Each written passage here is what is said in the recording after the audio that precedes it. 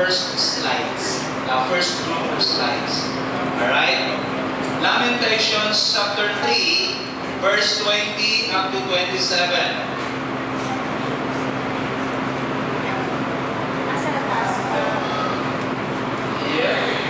That's it. God's great faithfulness. Now, basahin po natin verse 20 hanggang 24. Sabay-sabay po tayo as long as your eyes will allow us to do it. My soul still remembers and sings within me. This I recall to my mind, therefore I have hope. Through the Lord's mercies, we are not consumed, because His compassions fail not. They are new every morning. Great is your faithfulness. The Lord is my portion, says my soul.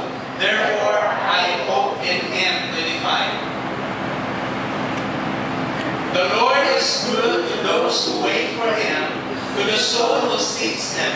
It is good that one should hope and wait quietly for the salvation of the Lord.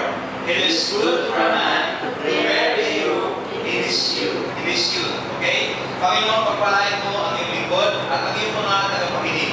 Ikaw po siyang magbigay ng kapangyarihan sa iyong mga salita. Pagpalain niyo kami sa pangalan ni Jesus. Amen. Ayan. Like that, ay mga kabunan po.